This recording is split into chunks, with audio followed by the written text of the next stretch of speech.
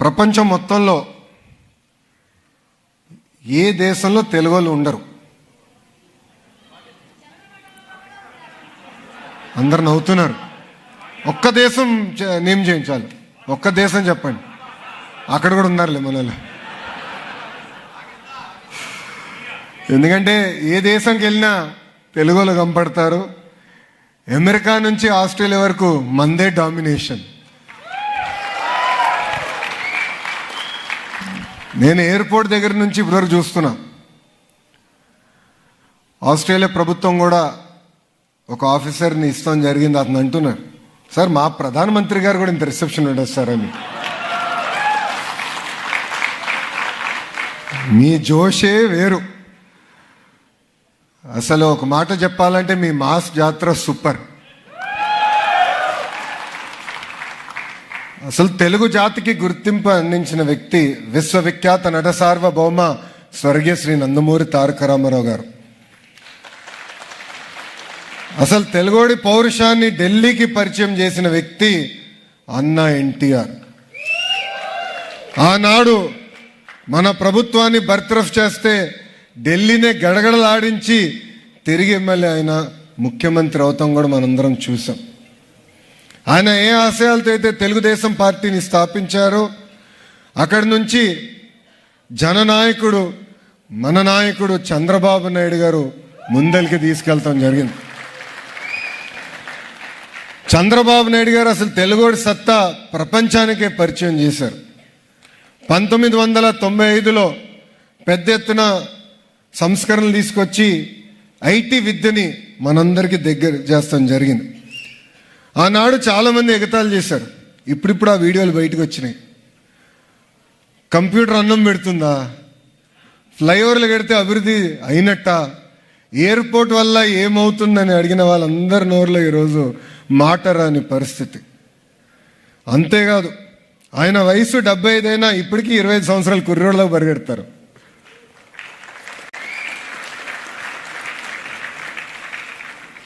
ఆయన మినిస్ట్రీలో చాలామంది యువకులున్నాం, ఇప్పటికీ ఆయన స్పీడ్ మేము అందుకోలేకపోతున్నాం.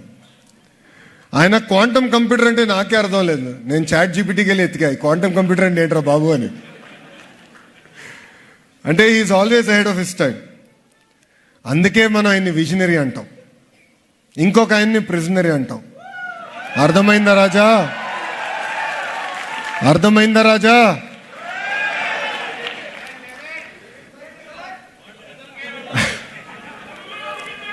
చాలా మంది మిమ్మల్ని ఎన్ఆర్ఐలు అంటారు, నేను మటుకు ఎంఆర్ఐ అంట. అంటే మోస్ట్ రిలయబుల్ ఇండియన్స్. సముద్రం దాటి వెళ్ళినా ఎప్పుడు మీ మనసు ఆంధ్ర వైపే ఉంటుంది. సొంత మాతృభూమిపై మీరు ఉంటారు. ఆనాడు చంద్రబాబు నాయుడు గారిని అరెస్ట్ చేసినప్పుడు ఆస్ట్రేలియాలో ఉన్న ప్రతి సిటీలో తెలుగు వాళ్ళందరూ పెద్ద ఎత్తున బయటకు వచ్చి మీరు మా కుటుంబానికి అండగా నిలబడ్డారు. మీ అందరికీ అదొక చిన్న కార్యక్రమం అనిపించవచ్చు. నాకు కానివ్వండి, మా కుటుంబానికి అది కొండంత బలమైంది.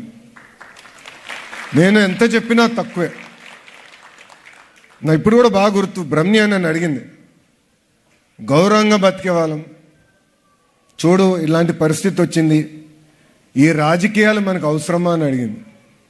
కానీ ఎప్పుడైతే మీరందరూ వచ్చి మాకు అండగా నిలబడ్డారు, హైదరాబాద్లో మీరందరూ చూస్తుంటారు గ్రాటిట్యూడ్ కాన్సర్ట్, 45,000 మంది వచ్చి ఆ రోజు మనకు అండగా నిలబడ్డారే, ఆ రోజే నేను చెప్పా బ్రహ్మనికి దిస్ ఈజ్ వర్త్ డూయింగ్. దీనివల్లనే ప్రజలకి మనం సేవ చేయాలి, ప్రజల దగ్గర మెప్పు పొందాలని చెప్పాను. అంతేకాదు, 2024 ఎన్నికల్లో సొంత రాష్ట్రాన్ని కాపాడేదానికి ఇదేదో తెలుగుదేశం పార్టీ ఎన్నికలో, జనసేన ఎన్నికలో, లేదంటే భారతీయ జనతా పార్టీ ఎన్నికల్లాగా మీరు చూడలా. ఇది మీ సొంత ఎన్నికల్లాగా చూశారు. అంటే మీరే ఒక ఎమ్మెల్యేగా, ఎంపీగా నిలబడితే ఎంత కష్టపడతారో ఇక్కడున్న ప్రతి వ్యక్తి కష్టపడ్డారు. మీలో చాలామంది రవి గారు ఆనాడు పిలిపిస్తే పెద్ద ఎత్తున ఫోన్ కాల్స్ చేశారు. కొంతమంది 4,000, 5,000 మందికి ఫోన్ కాల్స్ చేశారు. కొంతమంది పనులను ఆపేసుకుని తిరిగి మీ నియోజకవర్గం అంటే జన్మించిన నియోజకవర్గానికి వెళ్ళి అక్కడ ఎమ్మెల్యే ఎవరో పట్టించుకోలేదు, ఎంపీ ఎవరో మీరు పట్టించుకోలేదు. కూటమి గెలిపించాలని అహర్నిశలు కష్టపడ్డారే, దాని ఫలితమే 94% సీట్లు ఈరోజు కూటమి ప్రభుత్వం గెలిచింది. గెలుస్తోంది నాకు తెలుసు, డేటా చూసినప్పుడు గెలుస్తోంది తెలుసు, కానీ ఇలాంటి వేవ్ వస్తుందని ఏనాడు మేము ఊహించలేదు. దాని వెనకాల ఇక్కడ ఉన్న ప్రతి వ్యక్తి కష్టం ఉందని ఈ సభాముఖంగా మీ అందరికీ నేను తెలియజేస్తున్నాను. మీరు మాకు అద్భుతమైన మ్యాండేట్ ఇచ్చారు. 50 మంది శాసనసభ్యులు ఫస్ట్ టైమర్స్, దాంట్లో నేను కూడా ఫస్ట్ టైమర్ని. 25 మంత్రుల్లో 17 మంది మంత్రులు ఫస్ట్ టైమర్స్. అంటే ఒక కసితో, ఒక పట్టుదలతో రాష్ట్రాన్ని అభివృద్ధి చేద్దాం. 1995లో ఏ మ్యాజిక్ అయితే చంద్రబాబు నాయుడు గారు చేసి తెలుగు వాళ్ళు మొత్తం తలెత్తుకుని తిరిగే పరిస్థితి తీసుకొచ్చారే, అదే మ్యాజిక్ మళ్ళీ చేయాలనే కష్టంతో అహర్నిశలు మేమందరం పనిచేస్తున్నాం.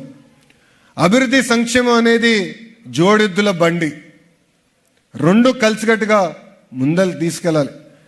గత 16 నెలలు మీరు ఒక్కసారి చూస్తే ఏ రాష్ట్రానికి రాని విధంగా 10 లక్షల కోట్ల పెట్టుబడి ఒక్క ఆంధ్ర రాష్ట్రానికే సొంతమైంది. అభివృద్ధి వికేంద్రీకరణ అనేది కూటమి ప్రభుత్వ నినాదం. ఆనాడే చెప్పాం, ఒకే రాష్ట్రం ఒకే రాజధాని, కానీ అభివృద్ధి వికేంద్రీకరణ అనేది చేసి చూపిస్తాం. అందుకే మీరు చూస్తే అనంతపూర్ని ఒక ఆటోమోటివ్ హబ్గా, ఉత్తర అనంతపూర్ కర్నూలుని ఒక రెన్యూబుల్ ఎనర్జీ హబ్గా, ఎక్కడైతే లైమ్ స్టోన్ ఉందో పెద్ద ఎత్తున సిమెంట్ ఫ్యాక్టరీలు ప్రోత్సహిస్తాం కానివ్వండి. అదేవిధంగా చిత్తూరు కడపకు వచ్చేగల పెద్ద ఎత్తున ఎలక్ట్రానిక్స్ మ్యానుఫ్యాక్చరింగ్ హబ్గా, నెల్లూరు ఇప్పటికీ అద్భుతమైన పరిశ్రమలు వచ్చినాయి.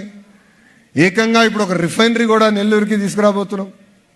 ప్రకాశం జిల్లాని సిబిజీ కంప్రెస్ బయోగ్యాస్ హబ్గా, కృష్ణా గుంటూరుని ఏకంగా క్వాంటమ్ కంప్యూటింగ్ వ్యాలీగా, ఉభయ గోదావరి జిల్లాలు ఆక్వాలో ఆల్రెడీ నంబర్ 1, వాళ్ళని కూడా పెద్ద ఎత్తున ప్రోత్సహించి అక్కడ కూడా డిఫెన్స్ పరిశ్రమలు తీసుకురావాలని కష్టపడుతున్నాం. కర్నూలుకి డ్రోన్ సిటీ ఇప్పటికీ ప్రకటించాం, పనులు కూడా మొదలు పెడుతున్నాం. ఇంకా ఉత్తరాంధ్ర గురించి నేను ఎంత చెప్పినా తక్కువే. మెడికల్ డివైసెస్ మ్యానుఫ్యాక్చరింగ్, ఒక ఫార్మా హబ్గా, ఒక స్టీల్ సిటీగా, ఇప్పుడు ఏకంగా డేటా సిటీగా తీర్చిదిద్దుతుంది మీ ప్రజాప్రభుత్వం. ఒకే ఒక లక్ష్యంతో మేము పనిచేస్తున్నాం. 5 సంవత్సరాల్లో 20 లక్షల ఉద్యోగాలు కల్పించాలి. భారతదేశంలో చాలా రాష్ట్రాల్లో డబుల్ ఇంజిన్ సర్కారులు ఉన్నాయి, కానీ ఒక్క ఆంధ్ర రాష్ట్రంలోనే డబుల్ ఇంజిన్ బుల్లెట్ ట్రైన్ ఉంది. కేంద్రంలో నరేంద్ర మోడీ గారు, రాష్ట్రంలో చంద్రబాబు నాయుడు గారు, ఇద్దరు కలిసికట్టుగా ఆంధ్ర రాష్ట్రాన్ని ముందలు తీసుకెళ్తున్నారు. విశాఖ ఉక్కుని మనం కాపాడుకున్నాం, రైల్వే జోన్ని మనం ఏర్పాటు చేసుకున్నాం, ఆగిపోయిన అమరావతి పనులు తిరిగి ప్రారంభించాం. మన టర్మ్ అయ్యే లోపల పోలవరం పనులు కూడా పూర్తి చేసి గోదావరి జలాల్ని ఉత్తరాంధ్రకి తీసుకెళ్తాం. కేంద్ర సహకారంతో Kopparthi node, Orvakal industrial node, NTPC green project, Nakkapalli pharma city, ఇట్లా అనేక కార్యక్రమాలు మనం చేయగలుగుతున్నాం. వాస్తవంగా గూగుల్ సిటీ కూడా మనకు వచ్చిందంటే దానికి ప్రధానమైన కారణం కేంద్ర ప్రభుత్వ సహకారం. ఎందుకంటే గూగుల్ని నేను కోరా, ఆంధ్ర రాష్ట్రానికి రాండంటే కేంద్రంలో కొన్ని చట్టాల్లో సవరణలు కావాలి, అది చేస్తే మేము వస్తామన్నారు.